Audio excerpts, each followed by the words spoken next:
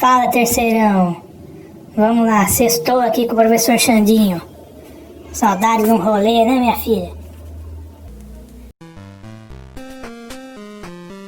Para quem tá meio perdido aí, então, pessoal, aqui nós estamos continuando a apostila aqui, volume 2, do segundo bimestre.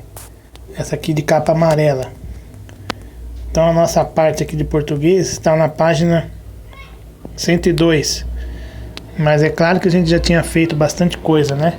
Então vamos cortar lá pra gente onde a gente tinha parado. Ei, moto! Beijo gordo! Quando não é minha filha berrando, é a moto que passa. Mas tudo bem, são as coisas que acontecem nas lives, né, da rapaziada. Vamos continuar aqui então, gente. A gente tava falando sobre a prosa modernista, né?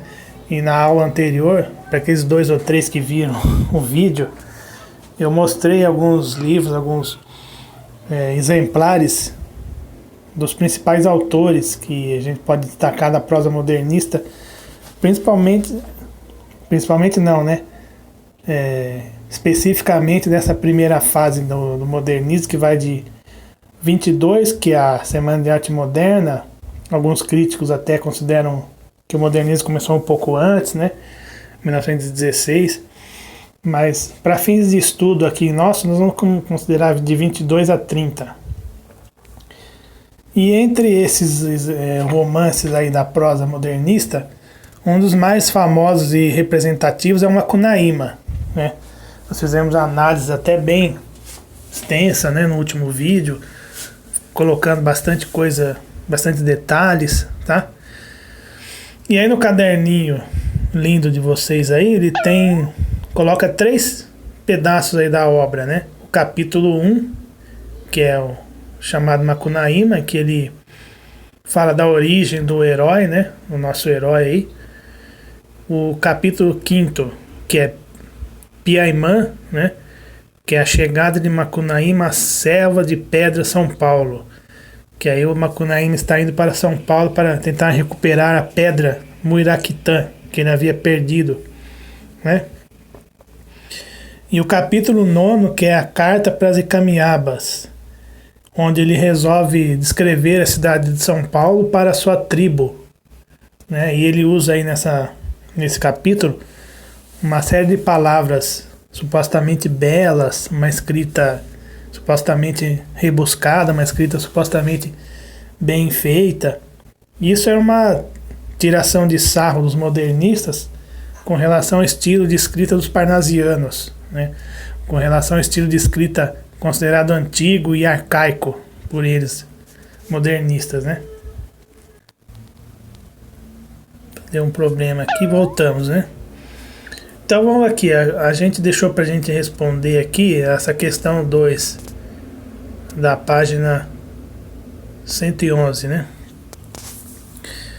Macunaíma, o herói sem caráter, é considerado um dos clássicos literários mais importantes do movimento modernista no Brasil. Como eu falei, né? A forma narrada ou cantada retrata um herói de nossa gente. Apresente uma análise do herói considerado sem caráter. Em que trecho aí está uma análise do herói Macunaíma, né? Aponte o foco narrativo predominante na obra. O que é foco narrativo? Lembra que a gente aprendeu isso lá atrás, nas séries anteriores, que o foco narrativo está em primeira ou em terceira pessoa. Em primeira é quando o autor, o narrador no caso, né, narra e participa da história ao mesmo tempo. Em terceira pessoa é quando ele apenas narra e não participa. Destaque no texto e transcreva em seu caderno as passagens que justificam sua resposta. Mário de Andrade utiliza-se de 2 tipos de narradores para mediar as peripécias de Macunaíma: o narrador personagem e o narrador observador. Então aqui ele já respondeu parcialmente a questão anterior, né? Qual deles predomina no capítulo 5º, Piaimã? Predomina o narrador personagem ou o narrador observador? Retire fragmentos que comprovem, né, justifique a sua resposta. A questão 3 aí ele fala para pesquisar, né? O autor utiliza na obra referências do folclore brasileiro e técnicas modernas, exaltando a brasilidade por meio da linguagem literária. Anote em seu caderno os vocábulos indígenas encontrados nos textos. Como eu falei naquela análise detalhada do Macunaíma, ele enumera uma série de vocábulos indígenas, nomes de frutas, de animais, de danças, de costumes, todos ligados ao folclore e também também palavras indígenas. Então é fácil de achar aí, né, nesses trechos. Busque em dicionários impressos ou digitais online os significados das palavras. Nem sempre você vai encontrar, né, porque tem palavras aí que muitas não estão nem registradas, mas pelo menos algumas, né. E ele dá algumas sugestões aí, né, de dicionários online, aí tem os links aí pra gente clicar e pesquisar, né. Que descrições, características físicas e psicológicas do personagem podem ser observadas no primeiro parágrafo do capítulo 1. Que são descrições, como o próprio nome diz, como a gente descreve um personagem, a gente elenca algumas características, ou seja, físicas, psicológicas de um personagem. Quais são essas descrições, né, do personagem que aparece no capítulo 1 aí? A velocidade de urbanização das décadas de 10 e 20 do século passado da cidade de São Paulo foi tema de diversas narrativas literárias e visuais, pintura, produção cinematográfica, etc. No capítulo 9, Carta para as Encaminhadas, há traços do processo de modernização da capital paulista. Localize a configuração do cenário urbano descrita pelo protagonista e responda: qual é a figura de linguagem presente no trecho? Então, antes da gente falar sobre as figuras de linguagem, é necessário falar mais uma vez sobre o contexto histórico que se dá, né, essa obra do Mário de Andrade, que foi escrita em 1926, publicada em 1928. Nas décadas de 10 e 20, é o que se chamava, né, a Belle Époque, principalmente na Europa, mas que teve os seus, né, resquícios aqui no Brasil, né? Na verdade, a Belle Époque foi um pouco antes, no final do século XIX, na Europa. Mas aqui no Brasil ela chegou um pouco depois e muito na carona do café, que era uma economia que estava gerando bastante... Era uma exportação que estava gerando bastante dividendos para o país. E a cidade de São Paulo estava vivendo esse período de urbanização, de novidades, né, tecnológicas para a época, cinema, luz elétrica, fotografia e uma série de outras coisas que estavam acontecendo que chamavam a atenção, o automóvel, né, e outras novidades que estavam vindo, a urbanização, água encanada, gás encanado, esgoto, coisas que até o século passado eram novidade. Então a gente tem aí esse período da década de 10 e 20 como de intensa urbanização da cidade de São Paulo. E nesse capítulo 9 aí ele retrata bem isso, né? Nessa carta para as Icamiabas. Icamiabas são as Amazonas.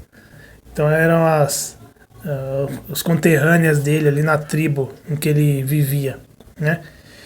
Nessa configuração do cenário urbano, existe uma figura de linguagem que é predominante aí, né? Qual é? Vamos voltar aqui para o trecho, né, no capítulo 9.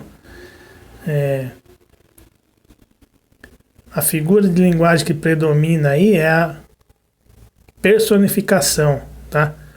Quando a gente coloca características humanas em coisas que não são humanas, tá? Por exemplo, vamos ver aqui, ó. As ditas artérias são todas recamadas de ricocheteantes papeizinhos e velívolas, casca de frutos. Então, assim, ele compara, né, as ruas da cidade com artérias, que na verdade quem tem artérias são seres vivos. Então ele trata as vias de tráfego, né, as ruas e avenidas como artérias. Então isso é uma personificação, tá? Uma figura de linguagem.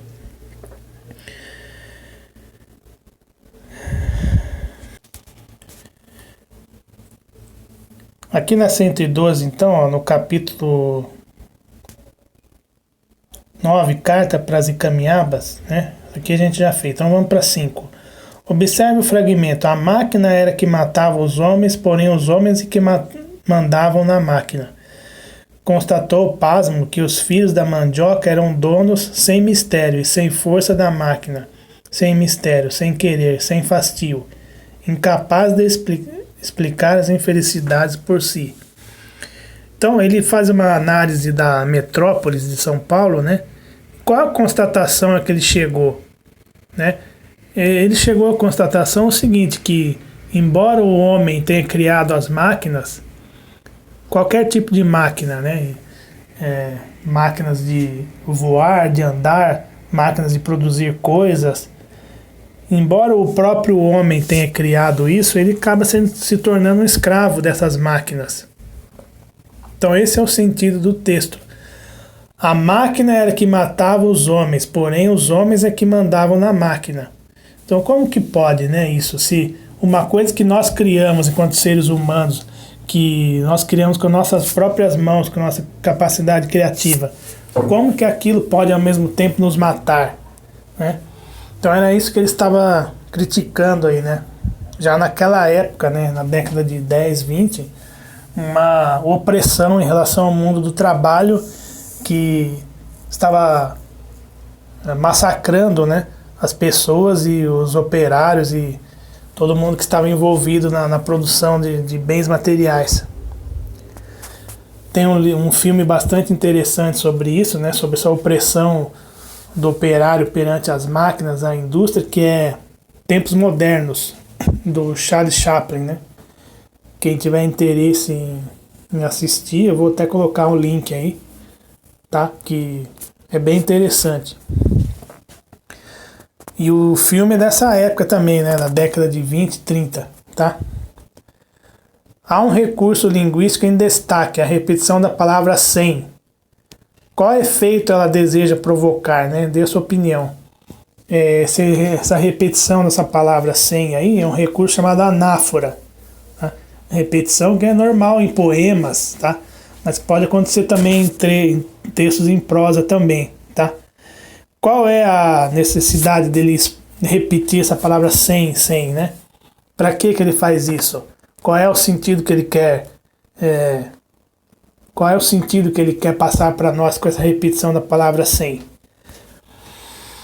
Então, gente, quem tiver interesse, que não viu e queira ver o vídeo que eu fiz do Macunaíma específico no vídeo anterior para responder essas questões, pode assistir de novo lá. É o vídeo anterior a esse aqui, tá? Mas eu acho que com essas explicações aqui, dá para fazer essas questões. Mas lá tem esse vídeo explicando mais detalhadamente o romance Macunaíma, que pode ajudar vocês a responder essas questões aqui. Mas a gente fazendo assim junto aqui, creio que também deu uma boa ajuda, né? Para quem tiver mais dúvidas ou tiver dificuldade de responder, pode entrar em contato com a gente aí pelos meios, né, que vocês sabem, e a gente responde as questões aí, as dúvidas mais específicas. Então tá bom, gente. Muito obrigado pela atenção aí. Até a próxima. E morreu.